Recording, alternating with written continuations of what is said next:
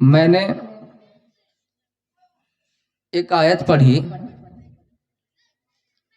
جس میں اللہ رب العالمین ایمان والوں سے خطاب کرتا ہے، مخاطب ہوتا ہے کہ اے ایمان والو،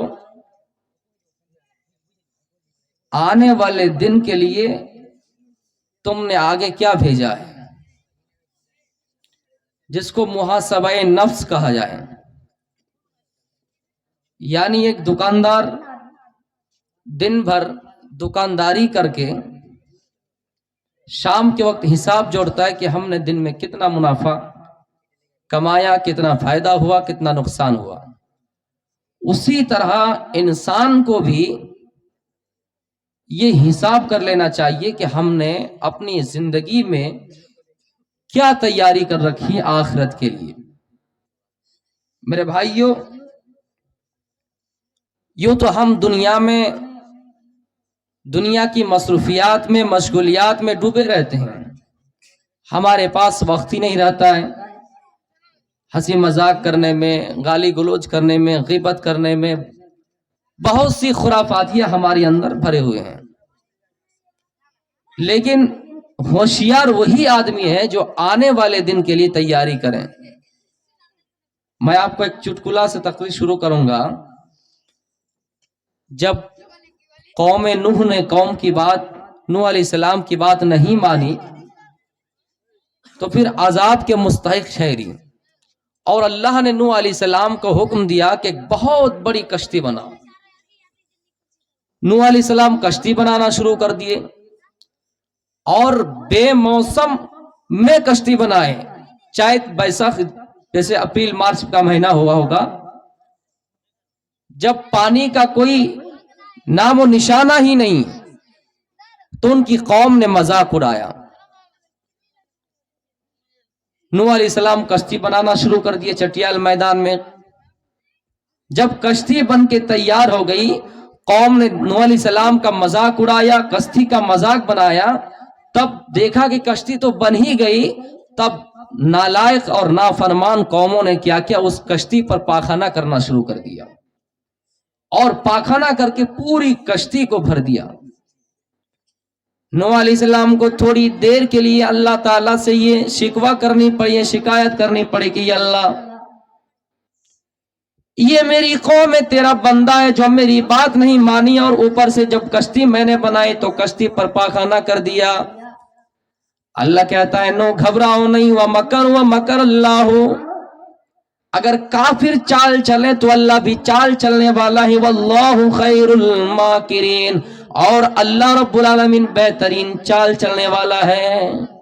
انسان یہ سمجھتا ہے کہ ہم ہوشیار ہیں، لیکن اللہ کہتا ہے انسانوں، تمہاری ہوشیاری اپنی جگہ پہ، لیکن بہتر چال چلنے والا تو اللہ تعالیٰ ہے، بہتر چال چلنے والی ذات تو اللہ رب العالمین کی ہے۔ اللہ نے اس قوم میں ایک بہت بڑی بیماری ڈال دی، اور اس بیماری کا نام تھا کھجلی۔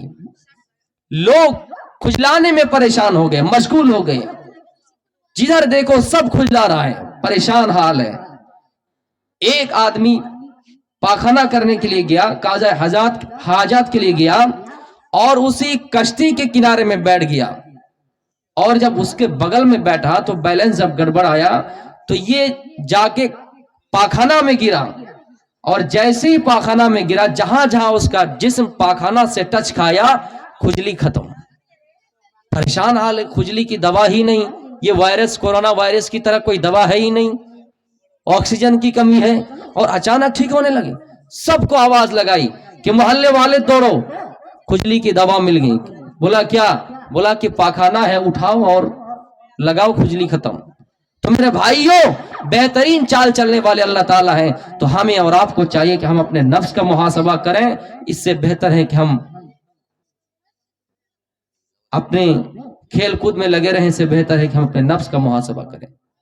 میرے پیارے ساتھیوں، دنیا میں ایک انسان راستے میں بیٹھتا ہے اور آپس میں بیٹھنے کے بعد دنیاوی باتیں کرتا ہے۔ اللہ کے نبی فرماتے ہیں، اے میرے صحابہ، تم مجلس لگایا کیوں کرتے ہو، راستے میں بیٹھا کیوں کرتے ہو، راستے میں بیٹھنے سے بچو۔ صحابہ کرام نے فرمایا، اے اللہ کے رسول، ہم اس جگہ پہ بیٹھ کے قرآن و حدیث کی باتیں کر رہے ہیں، جائز باتیں کر رہے ہیں، दुनिया में कामयाब होने की बातें कर रहे हैं, आखिरत को कामयाब बनाने की बातें कर रहे हैं, इसमें बुराई क्या है? तो आपने फरमाया, आए मेरे सहाबा, बुराई इसमें नहीं, बुराई इसमें है कि जब रास्तों में बैठो और कोई चलने वाला चले तो तुम उसका मजाक उड़ाया करो, तुम हंसी मजाक किया करो। अगर तुम ऐसा करते हो तो इसमें बुराई है। हर रास्ते में बैठ रहो तो उसका हक अदा कर दिया करो।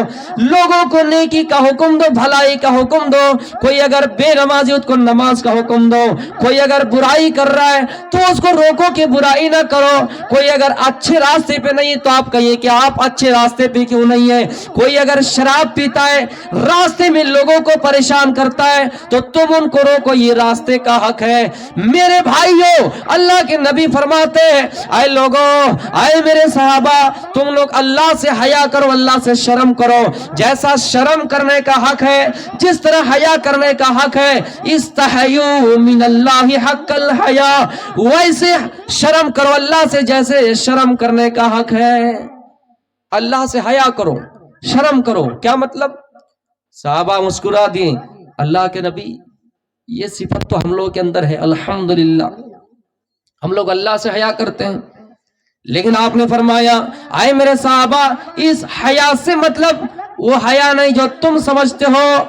इस हया से मतलब ये कि तुम अपने अंतहफजर रास, कि तुम अपने सर की हिफाजत करो, और सर के अंदर जो चीज है उसकी हिफाजत करो, यानी आंख की हिफाजत करो, कान की हिफाजत करो, नाक की हिफाजत करो, यानी आंख किसी को बुरी नजर से ना देखे, ये कान किसी की गीबत ना सुने, ये कान किसी की चुगली ना सुने। तुम अपने कान की हिफाजत करो, तुम अपने नाक की हिफाजत करो, अपनी आंख की हिफाजत करो, और अपने पेट की हिफाजत करो, यानी पेट को हराम खाना और हराम गिज़ाओं से बचाओ। मेरे प्यारे साथियों, और हलाल को अपनाओ।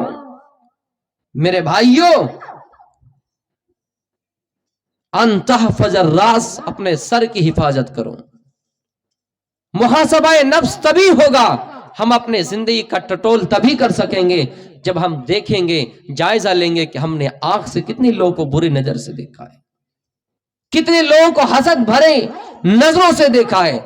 हजरत उमर का मशहूर कौल ये, हजरत उमर फारूक रज़ियल्लाहु ताला अन्हु यही कहा करते थे, लोगों तुम अपना हिसाब किताब कर लिया करो, हिसाब किताब कर लिया करो, इससे पहले कि तुम्हारा हिसाब लिया जाए।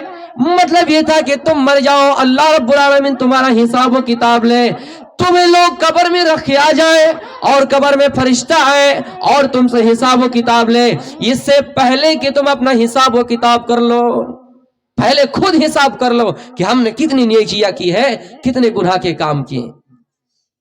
एक दुनिया में एग्जाम देने वाला एग्जाम देके आता है, उस पेपर को बार बार चेक करता है कि हमारा कितना नंबर आएगा, यानी उसको संतुष्टि आती है, उनको करार आता है। मेरे भाइयों, वो डायरेक्ट तो नहीं कह सकता है कि हमको इतना नंबर मिलेगा, लेकिन उनको तसल्ली होता है कि हमने कितने नंबर अच्छे लिखे, हमें कितना नंबर मिलना चाहिए। मेरे भाइयों, इसी चीज की तरफ हजरत उमर फारूक का इशारा था, लोगों तो अपना हिसाब किताब कर लिया करो, इससे पहले कि तुम्हारा हिसाब किताब लिया जाए, यानी मरने से पहले तुम अपनी जिंदगी का जायजा लो कि हमने दुनिया में कितनी नेकियां की, कितने गुनाह के काम किए।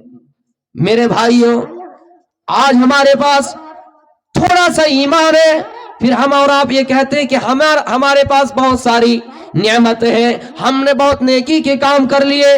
लेकिन नहीं, हजरत हंज़ला रज़ियल्लाहु ताला अन्हु की मुलाकात हजरत अबू बकर सिद्दीक रज़ियल्लाहु ताला अन्हु से होती है। हजरत अबू बकर सिद्दीक रज़ियल्लाहु ताला अन्हु से होती है। अबू बकर सिद्दीक पूछते कि हंज़ला क्या हाल है?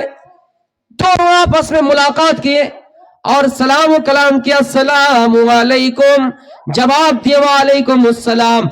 हजरत अबू बकर सिद्दीक ने पूछा, आए हंज़ला क्या हाल है? हंज़ला ने जवाब दिया, क्या अबू बकर, हंज़ला तो मुनाफिक हो गया है, यानी अपने आप के बारे में कह रहा है कि हंज़ला मुनाफिक हो गया है। हजरत अबू बकर कहने लगे, आए हंज़ला ये क्या बात कर रहे हो, क्या मुनाफिक, कैसे मुनाफिक हो गए हो? हंज़ला का जवाब सुनिए मेरे भाइयों। हंज़ला कहता है कि आए अबू बकर, اللہ کی قسم کھا کر کہہ رہا ہوں, جب تک نبی کی مجلس میں ہوتا ہوں, نبی کی باتیں سنتا ہوں, جنت کا ذکر کیا جاتا ہے, دوزخ کا ذکر کیا جاتا ہے, تو ایسا لگتا ہے کہ ہمیں جنت مل گئی, ایسا لگتا ہے کہ ہم جہنم سے آزاد ہو گئے, ایسا لگتا ہے کہ جنت کی نعمتیں ہمارے سامنے ہیں, ایسا لگتا ہے کہ دوزخ میں جلنا نہیں پڑے گا. یعنی دنیا کے کاروبار بھول جاتا ہوں, دنیا کی مشغولیت بھول جاتا ہوں, بیوی بھول جاتا ہوں, بچے بھول جاتا ہوں. جب نبی کی مجلس میں ہوتا ہوں تو ایسا لگتا ہے کہ جنت ہمارے سامنے ہے. لیکن جیسے ہی اس مجلس کو چھوڑتا ہوں, گھر کی طرف جاتا ہوں, گھر میں جاتا ہوں تو سب بھول جاتا ہوں. اس کا مطلب میں منافق ہو گیا ہوں. حضرت ابوبکر صدیق کہتے ہیں, اے حنظلہ, واللہ کہہ رہا ہوں, اللہ کی قسم میرا بھی یہی حال ہے. جب تک نبی کی مجلس میں رہتا ہوں, نبی کے پاس رہتا ہوں, قرآن و حدیث کی بات سنتا ہوں, جلسے جلوس میں رہتا ہوں, تو ایسا لگتا ہے کہ ایمان تازہ ہو گیا ہے, ایسا لگتا ہے کہ جنت ہی سب کچھ ہے.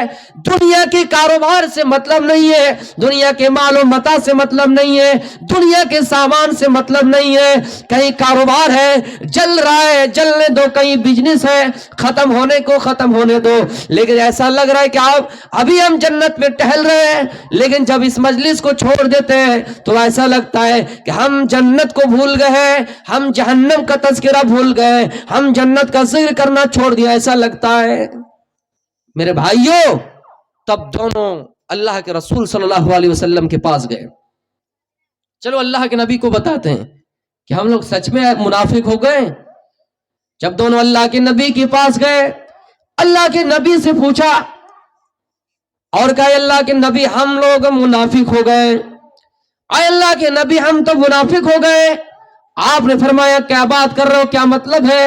اس نے کہا, اللہ کے نبی ہم لوگ اس لیے منافق ہوئے ہیں, جب آپ کی مجلس میں رہتا ہوں تو ایسا لگتا ہے کہ جنت ہمارے سامنے ہے, ایسا لگتا ہے کہ جہنم سے آزادی مل گئی ہے. لیکن جب گھر میں آتا ہوں تو بیوی کی محبت میں پڑ جاتا ہوں, بچوں کی محبت میں پڑ جاتا ہوں. تو کیا ہم لوگ سچ میں منافق ہو گئے؟ آپ نے کہا, اے حنظلہ, اے ابوبکر صدیق, نہیں, تم جلسے میں ہوتے ہو, جلسے جلوس میں ہوتے ہو, نبی کی مجلس میں ہوتے ہو, جنت کی بات سنتے ہو, جہنم کی بات سنتے ہو, تمہارا ایمان اس وقت کچھ الگ رہتا ہے. اور جب اپنے گھر میں آتے ہو, اپنے بیوی کے پاس آتے ہو, اپنے بچوں کے پاس آتے ہو, تو اس وقت تمہاری حالت کچھ اور ہوتی ہے. یعنی انسان کی ایک حالت ہمیشہ ایک جیسا نہیں ہوتی, حالات بدلتی رہتی ہے. میرے بھائیوں, حالات بدلتی رہتے. اللہ کے رسول نے کہا کہ اگر گھر میں آئے ہیں, بیوی سے بھی پیار کیجئے, بچوں سے بھی پیار کیجئے, بیوی سے محبت کیجئے. کوئی لقمہ اگر آپ اٹھا کر کھلاتے, ان میں بھی ثواب ہیں, آپ اس جگہ پہ نہ سوچئے. لیکن میرے بھائیوں, خوف خدا ہمیشہ ہے. بیوی سے محبت کر رہے ہیں, یہ بھی خوف خدا ہے. یہ نہیں کہ ہمیشہ آپ مارتے رہیں. آدمی کی تعداد کم ہے. ایک آدمی اپنی بیوی کو تار پیٹ رہا تھا. ایک پیر صاحب آئے, پیر نے کہا کہ ان کا علاج تھوڑی ڈنڈا سے ہے, ان کا علاج عورت سے ہے, ایک اور شادی کر لو, یہ ایک ہی دن میں لائن میں آ جائیں گی. یہ عورت جلدی سے بولی, چل بابا بھگ, تو اپنا کام کر. اور ان کو ڈنڈا پکڑوا دیا کہ تم یہ کر, ڈنڈا سے پیٹو, وہ اچھا ہے, لیکن دوسری بیوی نہ لاؤ, دوسری عورت نہ لاؤ. تو میرے بھائیوں, خوف خدا ہمیشہ ہونا چاہیے, لیکن دینی مجلس میں کچھ حالات رہتی ہے انسان کی, اور اپنے گھروبار میں, کاروبار میں کچھ حالت رہتی ہے. میرے پیارے ساتھیوں, یا ایھا الذین آمنوا اتقوا اللہ ولتنظر نفس ما قدمت لغد. ہر انسان کو غور کرنا چاہیے کہ اس نے آگے کے لیے کیا تیاری کر رکھی ہے, آگے کے لیے کیا چھوڑا ہے, کل کے لیے کیا چھوڑا ہے, یعنی قیامت کے لیے کیا تیاری کر رکھی ہے.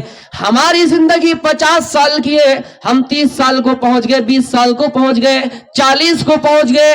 ہمیں اور آپ کو سوچنا یہ چاہیے کہ ہم نے آگے کے لیے کیا تیاری کر رکھی ہے. ابھی اگر ہم مر جائیں تو ہمارے لیے کیا ٹھکانہ بنے گا. میرے پیارے ساتھیوں, اللہ رب العالمین فرماتا ہے کہ اگر تمہیں جنت طلب کرنا ہے, وَأَمَّا مَنْ خَافَ مَقَامَ رَبِّهِ وَنَهَى النَّفْسَ عَنِ الْهَوَىٰ. اے لوگوں جو اپنے رب کے سامنے کھڑا ہونے سے ڈر جائیں, جو اپنے رب کے سامنے کھڑا ہونے سے ڈرے, اپنے رب کے سامنے کھڑا ہونے سے ڈرتا رہے, فَإِنَّ الْجَنَّةَ هِيَ الْمَأْوَىٰ, تو اس کا ٹھکانہ जन्नत है। वनहन नफ्स अनिल हवा, और अपने ख्वाहिश को कंट्रोल करें, यानी गलत काम में ना जाएं, बुरे इरादों से बाज आ जाएं, गलत तरीकों पे ना चले। वनहन नफ्स अनिल हवा, अगर अपने नफ्स को कंट्रोल कर लिया, ऐसे लोगों का ठिकाना फ़इन्नल जन्नत हियल मावा, ऐसे लोगों का ठिकाना जन्नत है। अपने नफ्स का मुहासबा कैसे करना है? अपने नफ्स को कंट्रोल करना। सबसे बड़ा दुश्मन इंसान का नफ्स है। आप कहिएगा शैतान, शैतान भी है, लेकिन शैतान से बड़ा कौन है?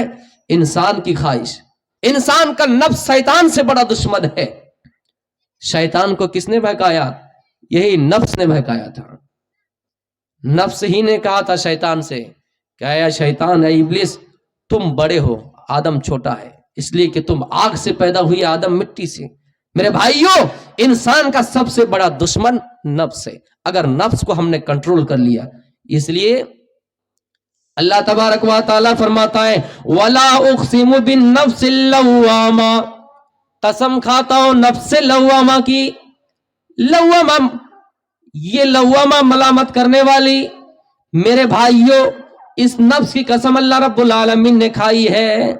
अगर नफ्स आपको उभारती कि गलत काम करो, अगर उस जगह पे उसकी गुलामी से आप आजाद पा गए, आपको कहा कि चलिए चोरी करते, आप थोड़ी दूर गए और वहां से बाज आ गए, अपने नफ्स को कंट्रोल कर लिए, आप चोरी करने गए, आप शराब पीने गए, आप शराबी के अड्डे पर पहुंच गए, लेकिन अपने आप को काबू पा लिया। वनहन नफ्स अनिल हवा, अपने नफ्स को कंट्रोल कर लिया।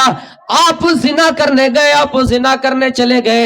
मेरे भाइयों, वो वक्त करीब है कि आप जिना कर ले, लेकिन अचानक आपने अपने नफ्स को कंट्रोल कर लिया, काबू में पा लिया। इसीलिए अल्लाह फरमाता है, ऐसे लोगों का ठिकाना वनहन नफ्स अनिल हवा फ़इन्नल जन्नत हियल मावा, ऐसे लोगों का ठिकाना जन्नत है। लेकिन शर्त है, नफ्स को कंट्रोल करना होगा। मेरे भाइयों, ये नफ्स लव्वामा की अल्लाह रब्बुल आलमीन ने कसम खाई है। ये हमेशा ये एक हालत पर नहीं रहेगी, बरकरार नहीं रहेगी। कभी आपको अच्छाई की तरफ, कभी आपको बुराई की तरफ, लेकिन आपको करना क्या है? बुरी चीजों से, बुरे इरादों से बाज रहना है, अपने नफ्स को कंट्रोल करना है। अगर कर रहे हैं तो आपका ठिकाना जन्नत है। मेरे भाइयों, और अपनी जिंदगी में झांक कर देखना है कि हमने अपनी जिंदगी के लिए क्या तैयारी कर रखी है। एक इंसान सुबह जब बिस्तर से उठे तो रात का हिसाब कर लिया करे। इसीलिए तो अब्दुल्लाह इब्न उमर कहा करते थे, इज़ा अस्बहत फला तंतज़िरिल मसा व इज़ा अमसैत फला तंतज़िरिस सबाहा। आए लोगों, जब सुबह हो जाए तो शाम का इंतजार न किया करो, हिसाब किताब कर लिया करो कि हमने रात में कितनी गलतियां की है, हमने रात में कितने गुनाह के काम किए हैं, हमने रात में कितनी नेकियां की है। और जब शाम हो जाए तो सुबह का इंतजार ना किया करो। हो सकता है सुबह का सूरज देख पाओ या ना पाओ, सुबह का सूरज निकलने से पहले तुम दुनिया को अलविदा कह जाओ। मेरे प्यारे साथियों, ये भी नफ्स का मुहासबा है कि हमने रात में कितनी नेकियां की है, हमने दिन के उजाले में कितनी नेकियां की है, कितनी लोगों को सलाम किया है, कितने लोगों से हंसी खुशी मिले हैं, कितने लोगों से मुंह चिरा के मिले हैं। मेरे प्यारे साथियों, ये तो मुहासबा नफ्स है। अपने नफ्स का मुहासबा, अपनी जिंदगी को कंट्रोल करना है, अपने नफ्स को कंट्रोल करना है। अगर जन्नत हमें हासिल करनी है, अगर जन्नत की जुस्तजू है, जन्नत की तलब है, और अल्लाह से कहिए अल्लाह हमें जन्नत चाहिए, तो अपने नफ्स को कंट्रोल कर रखिए और अपनी जिंदगी के बारे में सोचते रहिए कि हमने आगे के लिए क्या छोड़ा है। मेरे प्यारे साथियों, अपने नफ्स का मुहासबा इस तरह से भी कीजिए। अल्लाह के रसूल मक्के से हिजरत करके मदीना जा रहे हैं, आपकी ऊँटनी जहां पर बैठी, आपने इरादा किया, लोगों कई दिन हो गए आने का, हम चाहते कि यहाँ पर अल्लाह का एक घर बने, हम चाहते अल्लाह की एक मस्जिद बने। उस जगह पे मस्जिद की तामीर होने लगी। अल्लाह के रसूल ने पूछा, जिस जगह पे ऊँटनी बैठी है, जिस जगह पे ऊँटनी रुकी है, ये जगह किसकी है? आवाज आई, कहा गया अल्लाह के रसूल ये दो यतीम की है, जिनका नाम सहला और सुहैल है, दो यतीम बच्चों की है, दो यतीम लड़कों की ये जमीन है। आपने मंगवाया, दो छोटे छोटे बच्चे आए, उनसे पूछा गया तुम्हारा गार्जियन कौन है? उन्होंने कहा मेरा चचा, जिनका नाम मुआज कोई बताता है, कोई कुछ। मेरे भाइयों, वो चचा आया और उनकी मौजूदगी में अल्लाह के रसूल ने कहा, ऐ मुआज बिन अफरा, ऐ सहल और सुहैल, इस जगह को दे दो। ہم یہاں اللہ کا گھر بنائیں گے, اس جگہ پہ مسجد کی تعمیر ہوگی. سہل اور سہیل کہتے ہیں اے اللہ کے نبی, آپ اس جگہ پہ اللہ کا جب گھر بنائیں گے تو ہمیں قیمت سے مطلب کیا ہے, ہمیں دنیا میں ٹکا سے مطلب کیا ہے, ہمیں دنیا میں پیسے سے مطلب کیا ہے, ہمیں دنیا میں روپے سے کیا مطلب ہے. جاؤ, میں نے اس کو اللہ کی راہ میں دان دے دیا, اللہ کے راستے میں قربان کر دیا, جاؤ اس زمین کو میں نے وقف کر دیا.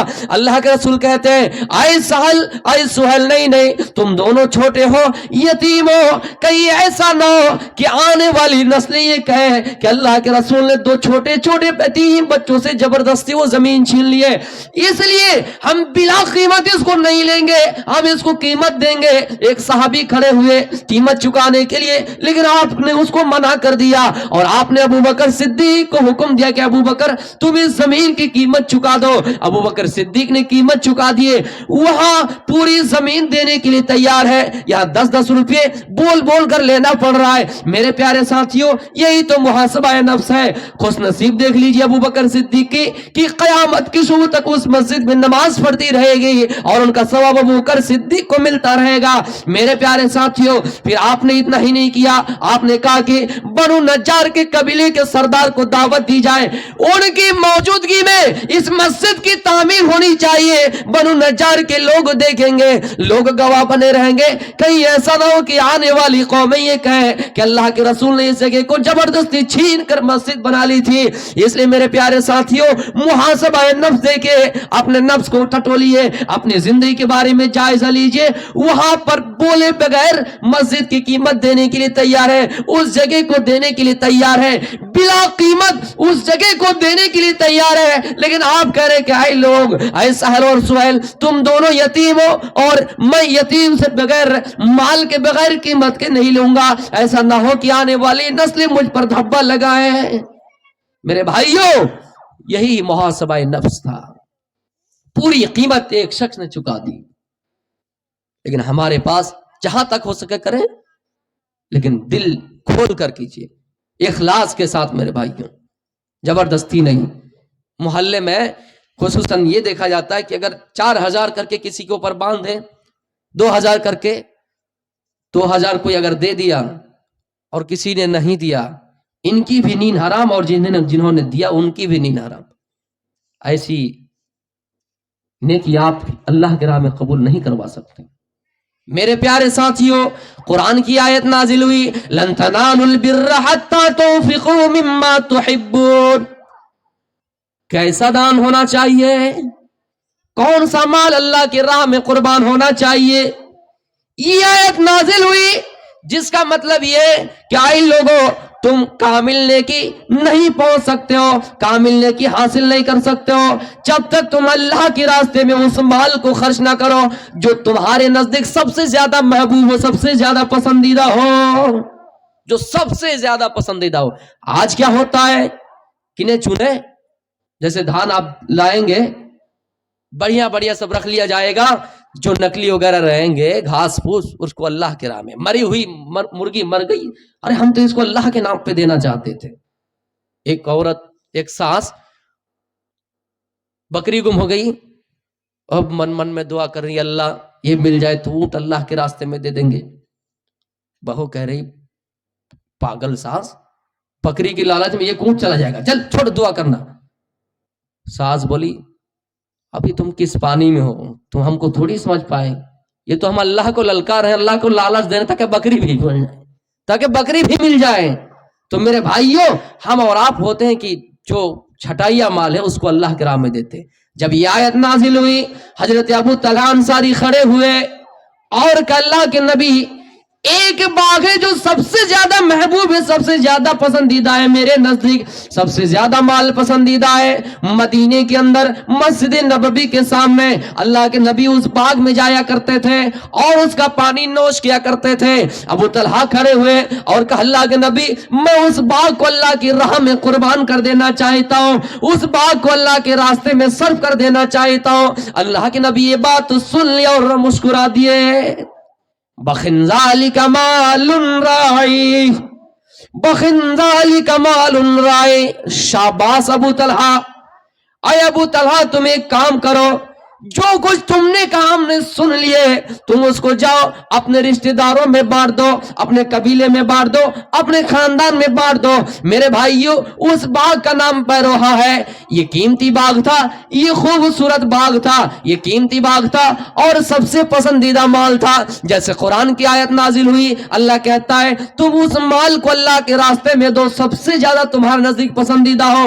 आयत नाजिल हुई, अबू तलहा खड़े हुए और अल्लाह के नबी से कहा, अल्लाह के नबी मैं इस बाग को अल्लाह के रास्ते में कुर्बान कर रहा हूं। आयत नाजिल हुई, उसी मौके पे उन्होंने अमल कर दिखाया।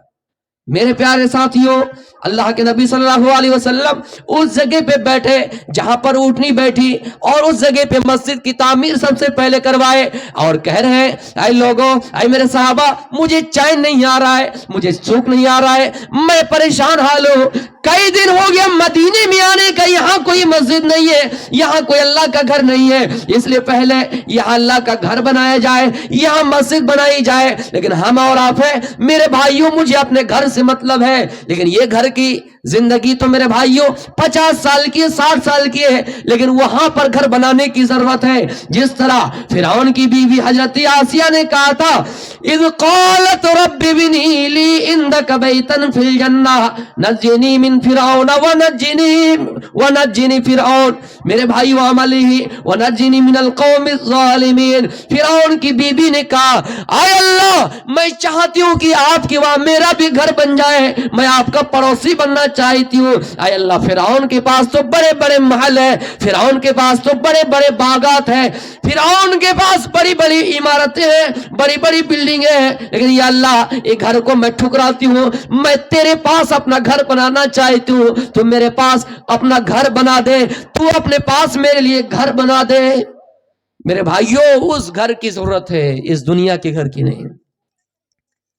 पॉइंट की बात यह है कि अल्लाह के रसूल सल्लल्लाहु अलैहि वसल्लम ने यतीम की जमीन नहीं ली बिला कीमत, आखिरकार सबके सामने कीमत चुका दिया। लेकिन मेरे भाइयों, जिस मुल्क में हम और आप रहते हैं, 22 जनवरी को यह फैसला पहले ही हो चुका है, ये मीटिंग पहले ही हो चुकी है कि 22 जनवरी 2024 को गुमकुमे जलाए जाएंगे, दीपावली मनाए जाएंगे, राम मंदिर का उद्घाटन होगा। मेरे भाइयों, राम जी का वहां दर्शन होगा।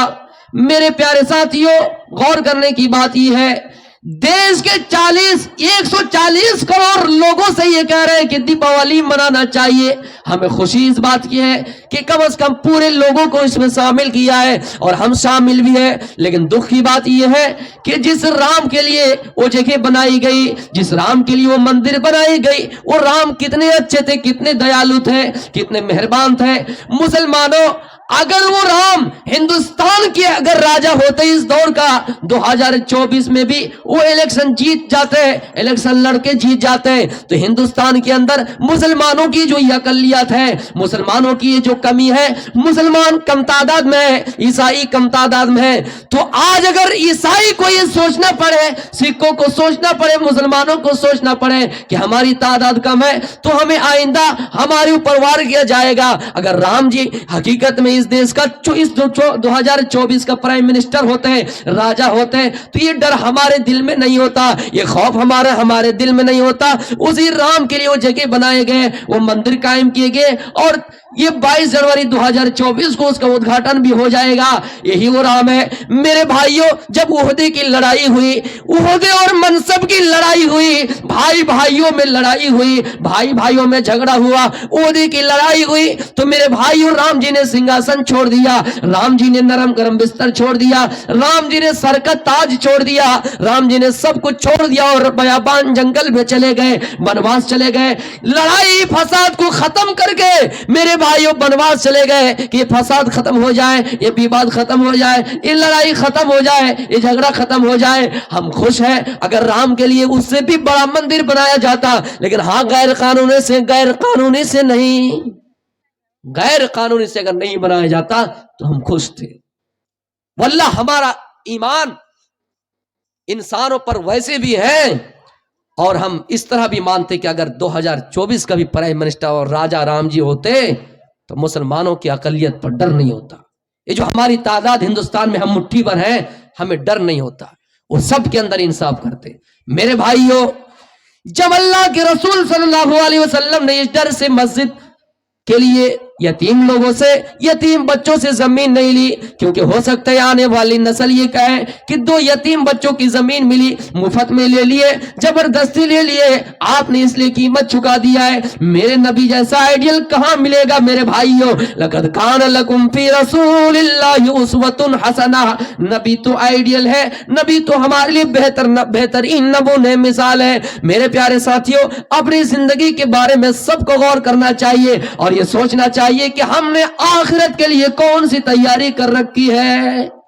آخرت کے لیے ہم نے کون سی تیاری کر رکھی ہے؟ اپنے نفس کا جائزہ لینا چاہیے۔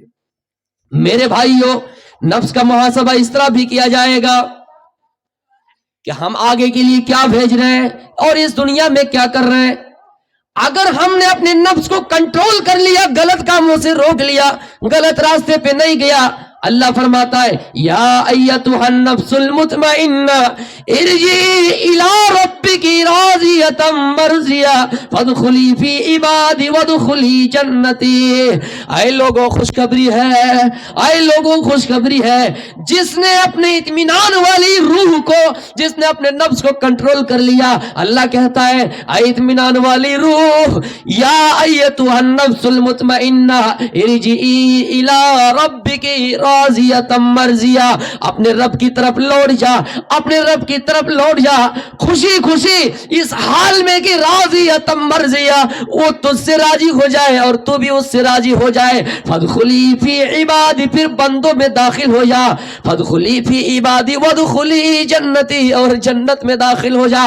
میرے پیارے ساتھیوں، اگر ہم نے اپنے نفس کو کنٹرول کر لیا، ہماری نفس جو ہے یہ اطمینان والی نفس ہو جائے گی، اور اسی نفس کو اللہ مخاطب کر کے کہتا ہے یا ایتھا النفس المطمئنہ، اے اطمینان والی روح، اے اطمینان والی روح، اپنے رب کے پاس لوٹ جا، اس حال میں کہ تو بھی اس سے راضی، وہ بھی تجھ سے راضی، اور بندوں میں داخل ہو جا اور جنت میں داخل ہو جا۔ ایسے لوگوں کے بارے میں بھی خوشخبری ہے، لیکن ہمیں اپنے نفس کو کنٹرول کرنا ہے میرے بھائیوں، اور اپنے نفس کو کنٹرول یعنی زبان پر بھی لگام ہونا چاہیے۔ ہم کیا بول رہے ہیں، نہیں بول رہے ہیں، ہم کہاں چل رہے ہیں، نہیں چل رہے ہیں، سب کا حساب و کتاب ہونا چاہیے، اور یہ سوچنا چاہیے کہ ہم نے آگے کے لیے کیا بھیج رکھا ہے۔ ہم قرآن پڑھتے ہیں، لیکن قرآن کی آیتیں ہمارے سامنے سے گزرنے کے باوجود بھی ہماری دل کی دنیا نہیں بدلتی ہے، اور ہم اس دنیا کے لالچ میں آ جاتے ہیں۔ قرآن کی آیت پڑھتے ہیں ابو طلحہ انفروا خفافا وثقالا وجاہدوا باموالکم وانفسکم فی سبیل اللہ۔ اے لوگوں، جہاد کے لیے نکلو، ہر حال میں نکلو، ہلکے ہو کر نکلو، بھاری بھرکم ہو کر نکلو، ہر حال میں جہاد کے لیے نکلو۔ اپنے مالوں کے ساتھ جہاد کرو، اپنی دولت کے ساتھ جہاد کرو، اپنی مالوں کے ساتھ جہاد کرو، اپنی دولت کے ساتھ جہاد کرو۔ جب یہ آیت پڑھی تو ان کے دل کی دنیا بدل گئی،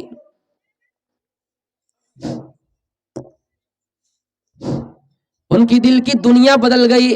میرے پیارے ساتھیوں، پھر اپنے بچوں سے کہا کہ اے میرے بچوں، تم میرے لیے جہاد کا سامان تیار کرو، میں جہاد کے لیے جاؤں گا۔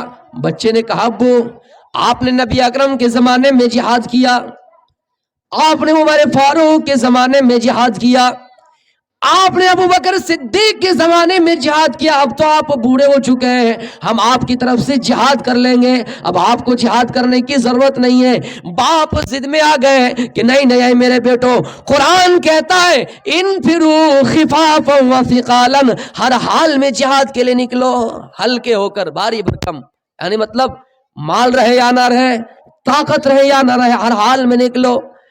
میرے بھائیوں، شوق جہاد دیکھیے، ان کے دل میں جہاد کا شوق پیدا ہوا، جہاد کا جذبہ پیدا ہوا، اور وہ لڑنے کے لیے چلے گئے بڑھاپے کی عالم میں بھی۔ میرے بھائیوں، تو ایسی تمنا ہمارے دل میں بھی ہونی چاہیے، اور ہم اپنے نفس کو کنٹرول برے چیزوں سے کرے رکھیں اور آخرت کی تیاری کر رکھیں۔ حضرت عمر فاروق جب قرآن کی آیت پڑھی ان عذاب ربک لواقع، یقیناً تیرے رب کا عذاب برحق ہے، تیرے رب کا عذاب ہونے والا ہے، تیرے رب کا عذاب سچا ہے، تیرے رب کا عذاب ثابت شدہ ہے۔ رب کا عذاب ہونے والا ہے۔ میرے بھائیوں، حضرت عمر ڈر گئے، بے ہوش ہو کر اسی جگہ پہ گر گئے، بے ہوش ہو کر اسی جگہ پہ گر گئے۔ لوگ کہتے ہیں کہ حضرت عمر کی عیادت کے لیے لوگ آنے لگے، اور ٹھیک نہیں ہوگا، حضرت عمر فاروق کی عیادت کرنے کے لیے لوگ آنے لگے۔ میرے پیارے ساتھیوں، حضرت عمر فاروق اس کے بعد کہا کرتے تھے، لوگوں اگر مجھے برابر فیصلہ کر دیا جائے، نہ مجھے جنت دی جائے نہ جہنم دی جائے، نہ مجھے جنت ملے نہ جہنم ملے، بلکہ مجھے بیچ میں رکھ دیا جائے، بلکہ مجھے بیچ میں رکھ دیا جائے، یعنی نہ جنت ملے اور نہ جہنم ملے، پھر بھی عمر راضی ہے، پھر بھی عمر خوش ہے۔ ایک تنکا اٹھاتا ہے اور کہتا کاش کہ میں وہ تنکا ہوتا۔ میرے پیارے ساتھیوں، حضرت عمر کا یہ حال ہے، آدھی دنیا میں سلطنت، آدھی دنیا میں حکومت کرنے والے بادشاہ کا یہ حال ہے، کہہ رہے کہ نہ مجھے جنت دی جائے نہ جہنم۔ ہم اور آپ چھوٹی چھوٹی نیکیاں اگر کر لیتے ہیں تو کہتے ہیں ہم نے بڑا تیر مار دیا ہے، بہت بڑا تیر مار دیا ہے، ہم جنتی ہیں۔ میرے بھائیو، اچھا گمان رکھیے، لیکن ایسا نہیں کہ اپنے رب کو بھول جائے۔ وَأَمَّا مَنْ خَافَ مَقَامَ رَبِّهِ وَنَهَى النَّفْسَ عَنِ الْهَوَىٰ، اپنے رب کے سامنے کھڑا ہونے سے ہر حال میں ڈرتا رہنا چاہیے۔ میرے پیارے ساتھیوں، کامیاب وہی شخص ہے قد افلح من تزکا، جس نے اپنے نفس کو پاک کر لیا۔ کہیں پر فرمایا من زکاہا، کہیں پر فرمایا کہ اے لوگوں، وہی وہ شخص دنیا میں کامیاب ہے۔ فمن زحزح عن النار، جو جہنم سے بچ گئے اور جنت میں داخل کر دیے گئے۔ میرے بھائیوں، اپنے نفس کو پہلے پاک کرنا ہے کہ ہم کیا کھا رہے ہیں، کیا نہیں کھا رہے ہیں، ہم کیا پی رہے ہیں، کیا نہیں پی رہے ہیں، ہمارا کھانا بھی حلال ہو، ہمارا کپڑا بھی حلال ہو۔ اللہ تعالیٰ کے نبی فرماتے ہیں، ابن آدم کہتا ہے میرا مال میرا مال میرا مال، اللہ کے نبی فرماتے ہیں اے میرے صحابہ، مال تمہارا نہیں ہے، جو تم نے کھا لیا وہ تمہارا مال ہے، جو پہن لیا اور بوسیدہ ہو گیا وہ تمہارا مال ہے، اس کے علاوہ تمہارا کچھ نہیں ہے۔ ہاں وہ تمہارا مال ہے جو تم نے اللہ کے راستے میں قربان کر دیا، جو اللہ کے راستے میں صدقہ کر دیا، وہ تمہارا مال ہے۔ جو پہن لیا وہ تمہارا مال ہے، جو کھا لیا وہ تمہارا مال ہے، اور جو آخرت کے لیے چھوڑ گئے، صدقہ جاریہ کے اعتبار سے مسجد میں دیا، مدرسے میں دیا، یتیم کی مدد کی، فقیر کو کھانا کھلایا، مسکین کو کھانا دیا، وہ آپ کا ہے، اس کے علاوہ کچھ نہیں ہے۔ میرے بھائیوں، حضرت عمر قرآن کی ایک آیت پڑھی، بے ہوش ہو کر اسی جگہ پہ گر گئے۔ میری ماں و بہنوں، رمضان میں پورا قرآن ختم کر دیتے ہو، 3-4 مرتبہ قرآن ختم کر دیتے ہو، لیکن کانوں میں جو تک نہیں آتی۔ قرآن کی آیتیں پڑھتے ہو لیکن دل کی دنیا نہیں بدلتی ہے۔ حضرت عمر فاروق قرآن کی ایک آیت پڑھی تو دل کی دنیا بدل گئی۔ میرے بھائیوں، حضرت عمر فاروق یہی وہ صحابہ ہیں، یہی وہ لیڈر ہیں جو حکومت کرتے تھے کسی کے لالچ میں آ کر نہیں، کہیں پر ایسا نہیں کہ ہمیں یہاں فائدہ ہوگا، کہیں پر ایسا نہیں کہ ہمارا مال زیادہ آئے گا۔ ایک مرتبہ ممبر پر خطبہ دے رہے ہیں، ممبر پر تقریر کر رہے ہیں، یہ ایک صحابی کھڑے ہوئے اور روک دیا، ایک صحابی کھڑے ہوئے اور روک دیا اور کہا اے عمر، یہ بتاؤ یہ تمہارے پاس جو کرتا ہے کہاں سے سلوایا؟ ایک کپڑا تمہارے پاس کہاں سے آیا؟ ایک گورنمنٹ ہے، حکمراں ہے، حاکم ہے، ان سے ہماری اتنی جرات نہیں کہہ سکیں گے، لیکن حضرت عمر سے کیا کہہ رہے ہیں، اے عمر یہ بتاؤ یہ کپڑا کہاں سے آیا، یہ شرٹ کہاں سے آیا؟ حضرت عمر کہتے ہیں یعنی کپڑا جتنا آیا تھا اس میں عمر کا شلوار نہیں بنتا، عمر کا کرتا نہیں بنتا ایک کپڑا میں، تو اے عمر کہاں ملا؟ تو حضرت عمر نے اپنے بیٹے کی طرف اشارہ کیا کہ اے فلاں، میرے بیٹے کو بھی ملا تھا بیت المال سے، دونوں کو جب جوڑ دیا گیا تو ایک کرتا بن گیا، ایک کپڑا بن گیا۔ حضرت عمر لمبے تڑنگے آدمی تھے، اب انہوں نے سوچا کہ اتنے لمبے آدمی کو کہاں کپڑا مل گیا، کپڑا تو ہم لوگوں کو بھی ملا، شلوار نہیں بنی، کرتا نہیں بنا، پھر ان کو کیسے مل گیا؟ تو سوال کر دیا۔ تو حضرت عمر رضی اللہ تعالیٰ عنہ نے جواب دیا کہ میرے بیٹوں کو بھی ملا تھا، میں نے دونوں کو جب جوڑ دیا تو ایک کپڑا بن گیا۔ حاکم ہے آدھی دنیا میں جن کی حکومت ہے، میرے بھائیوں ان سے سوال کیا جا رہا ہے، لمبے تڑنگے آدمی دیکھ کر سوال کر رہے تھے۔ جیسے آپ نے سنا ہوگا حضرت عائشہ شروع میں بہت دبلی پتلی تھی، جب ان کو جنگ کے میدان کے اندر لے گئے ہودج میں بیٹھا کر، پالکی میں، ڈولی میں بیٹھا کر، تو جب واپس آ رہے تھے اور حضرت عائشہ نیچے اتری قضاء حاجات کے لیے، لیٹرنگ پیشاب و پاخانہ کے لیے گئی، تو ہودج اٹھانے والوں نے، پلکی اٹھانے والوں نے جب پلکی اٹھایا، ہودج اٹھایا، تو ان کو پتا بھی نہیں چلا کہ حضرت عائشہ بیٹھی ہے کہ نہیں بیٹھی ہے، بہت دبلی پتلی تھی۔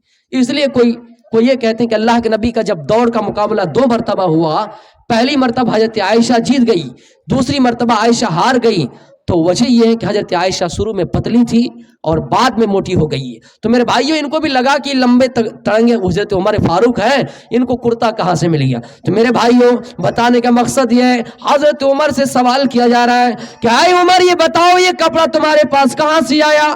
حضرت عمر چاہے تو یہ جواب دیتے، اے لوگوں، میں حاکم ہوں اور تم لوگ میرے تابعداری کرنے والے ہو، تم لوگ میرے اندر میں کام کرنے والے ہو، کہاں سے میں سلوایا، کہاں سے لایا، تم کون ہوتے حساب دینے والے؟ لیکن حضرت عمر حساب دے رہے ہیں، ایک مرتبہ اور خطبہ دے رہے ہیں اور کہہ رہے ہیں، لوگوں، اگر میں الٹی سیدھی باتیں کیا کروں، اگر میں کسی کو جائز اور ناجائز تھپڑ مارتا رہوں، کسی پر ظلم و ستم کرتا رہوں، کسی پر ظلم و اتیاچاری کرتا رہوں، تو تم لوگ کیا کرو گے؟ تم لوگ کیا کرو گے؟ اگر کسی کے خلاف غلط فیصلہ کر دوں، کسی کو ماروں پیٹوں یا غلط بولتا رہوں، کیا کرو گے؟ ایک آدمی کھڑا ہوا، ایک نوجوان کھڑا ہوا اور کہا، اے عمر، تیری ہی تلوار لے کر تجھے ہی سوت دوں گا، تجھے ہی، تیری ہی گردن اڑا دوں گا۔ حضرت عمر نے نظر آسمان پر اٹھایا اور کہا، یا اللہ، شکر ہے، الحمدللہ، اے اللہ تیری تعریف ہے، آج بھی میری قوم کے اندر ایسے نوجوان ہیں جو میں غلط کروں تو میری اصلاح کرنے کے لیے، درستگی پیدا کرنے کے لیے، صحیح کرنے کے لیے آج بھی نوجوان زندہ ہے۔ میرے بھائیوں، ایسا حاکم ہونا چاہیے۔ لیکن آج دنیا میں دیکھ لیجئے، سب مفاد پرست، سب مفاد پرست، 70-90% لوگ مفاد پرست، جہاں پہ ان کو فائدہ ملے وہیں جائے گا، ذاتی لڑائی، وحدے کی لڑائی، منصب کی لڑائی۔ اب دیکھیے گا، اب امیر سے ہاتھ ملائیں گے میرے بھائیوں، آپ ہنس کر ہاتھ ملائیں گے، اور غریب سے ہاتھ ملائیں گے تو منہ چڑھا کر۔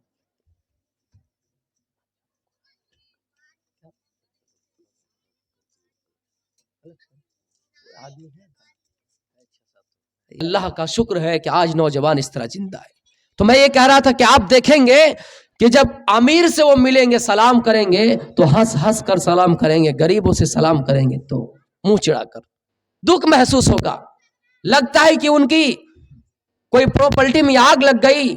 میرے بھائیوں، یقین جانیے، ایسا سلام، ایسا مسکرانا، ایسا ہاتھ ملانا بدترین منافقت ہے میرے بھائی۔ اس چیز سے پرہیز کیجیے۔ حضرت ابو ہریرہ کا حال دیکھیے، حدیث ہم بھی سنا رہے ہیں، قرآن ہم بھی پڑھ رہے ہیں، واعظ و نصیحت ہم بھی کر رہے ہیں۔ حضرت ابو ہریرہ مدینے کے اندر جاتے ہیں، لوگوں کی بھیڑ پہلے ہی سے لگ گئی، لوگوں کا مجمع پہلے ہی سے جمع ہے، لوگ حضرت ابو ہریرہ سے حدیث پوچھ رہے ہیں۔ میں کیا آواز کیا ہو گئی؟ ختم ہو گیا۔ تو حضرت ابو ہریرہ حدیث سنا رہے ہیں اور چیخ مار کر بے ہوش ہو رہے ہیں، اور کیا کہیں کہ قیامت کے دن سب سے پہلے 3 قسم کے لوگوں کو لائے جائیں گے جن سے جہنم کی آگ بھڑکائی جائے گی۔ نمبر 1 شہید، نمبر 2 مالدار دانی، نمبر 3 عالم قرآن، حافظ قرآن۔ آپ کہیں گے مولوی بنا کے تب گھٹا ہے، ہم تو سن کے آ رہے تھے حافظ قرآن ہوگا، میرا بچہ حافظ ہوگا، ہمارا بیڑا پار کرے گا، منزلوں پہ چڑھتا جائے گا، قرآن پڑھتا جائے گا، ان کے ماں باپ کے سر پہ تاج ہوں گے۔ اور کیا کہہ رہے ہیں کہ حافظ قرآن پہلے جہنم میں؟ اس کی وجہ کیا ہے؟ اللہ تعالیٰ پوچھے گا حافظ قرآن سے کہ بتاؤ کہ دنیا میں حافظ قرآن بنے تھے، عالم بنے تھے، واعظ و نصیحت کرنے والے بنے تھے، کتنا عمل کیا ہے، کتنا اس پر عمل کروایا ہے، لوگوں کو کیا نصیحت کی ہے؟ وہ کہے گا دن رات تیرے ہی عبادت میں لگا رہا، نہ کام، نہ دھندا، نہ بیوی، نہ بچہ، کچھ نہیں، صرف عبادت میں لگا رہا، اللہ اللہ اللہ اللہ کرتا رہا۔ اللہ کہے گا اے بندہ تو جھوٹ بول رہا ہے، تو نے جھوٹ کا، تو نے اس لیے قرآن پڑھا، تو نے اس لیے لوگوں کو سمجھایا تاکہ لوگ تجھے عالم کہیں، تاکہ لوگ تجھے بڑا مقرر کہیں، تاکہ لوگ تجھے یہ کہیں کہ تم بہت بڑے عالم تھے، دنیا میں تمہارا نام کمانا مقصد تھا، لوگوں نے نام کما دیا، لوگوں نے تمہارا نام لے لیا، اب جا جہنم میں جا، فرشتوں کو کہے گا او فرشتوں جاؤ اس کو جہنم میں گھسیٹ کے بھر دو۔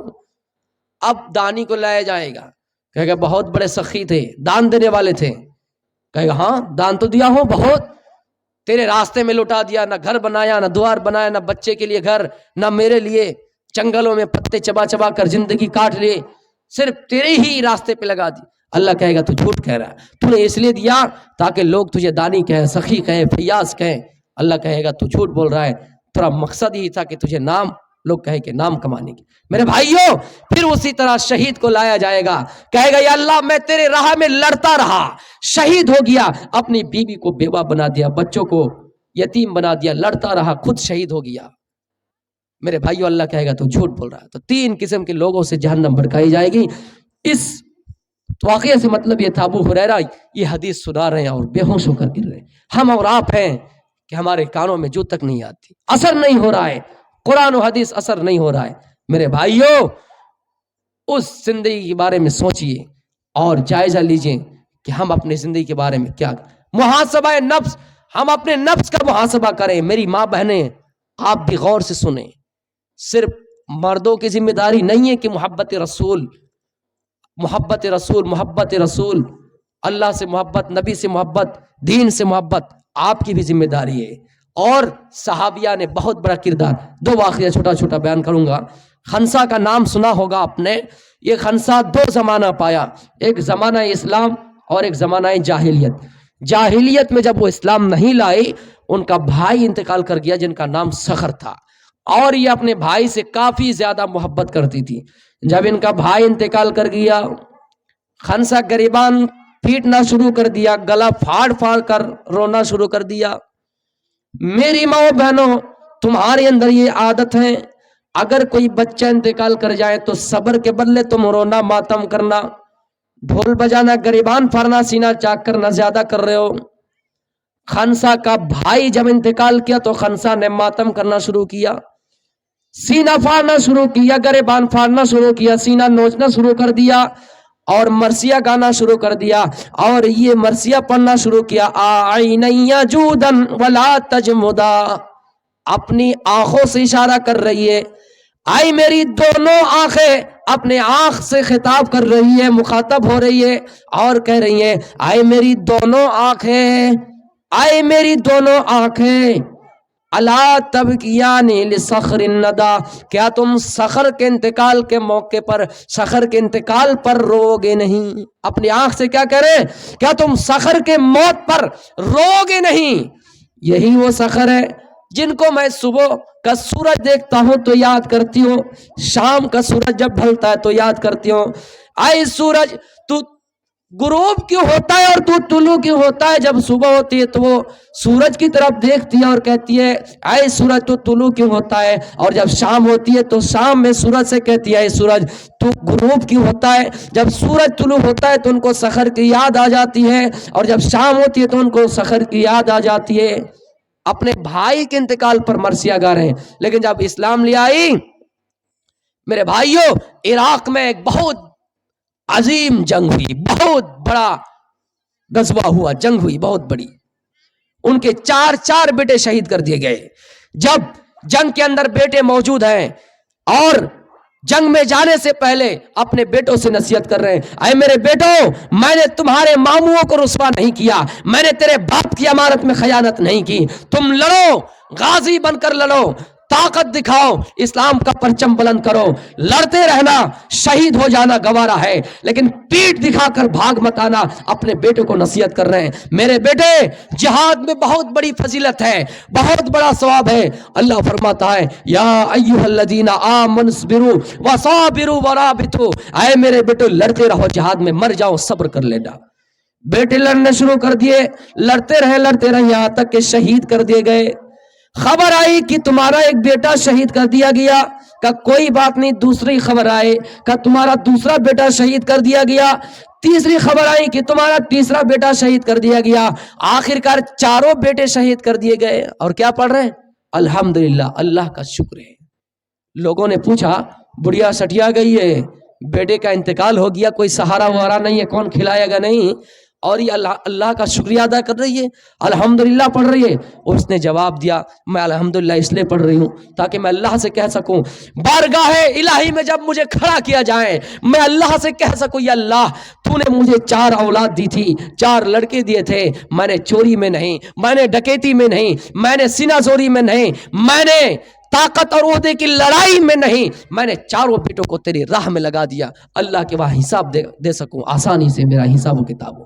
میرے بھائیوں، ایک اور انصاریہ صحابیہ جنگ احد میں ہے اور ان کا بھائی شہید کر دیا گیا، باپ کر دیا گیا، بیٹا کر دیا گیا، شوہر کر دیا گیا، خبر آئے وہ غم نہیں منا رہے ہیں، افواہیں اڑا دی کہ نبی اکرم انتقال کر گئے، شہید کر دیے گئے، وہ بے چین ہے کہ نبی اکرم کا چہرہ دیکھ لو، نبی اکرم کا دیدار کر لو۔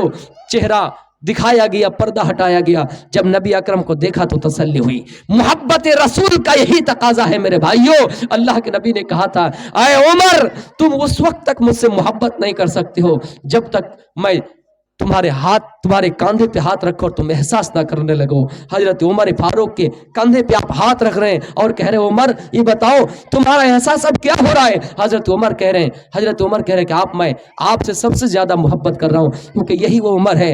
کہا تھا ایک مرتبہ اے اللہ کے نبی میں اپنی جان سے، صرف جان کے علاوہ دنیا کی ساری چیزوں سے بڑھ کر آپ سے محبت کر رہا ہوں۔ اللہ کے نبی نے کہا ہے عمر تمہارا ایمان ناقص ہے، تمہارا دین ناقص ہے، تمہاری محبت ناقص ہے، ادھوری ہے۔ تب حضرت عمر نے کہا تھا اللہ کے نبی میں اپنی جان سے بھی بڑھ کر آپ سے پیار کروں۔ تو میری ماؤں بہنوں، اس زمانے میں صحابیہ بھی قربانی دیے تھے۔ میں نے آپ کو مسجد کے سلسلے میں ایک واقعہ بتایا تھا کہ اللہ کے رسول وہاں جا کر مسجد کی تعمیر پہلے کروائے اپنے گھر دوار سے پہلے۔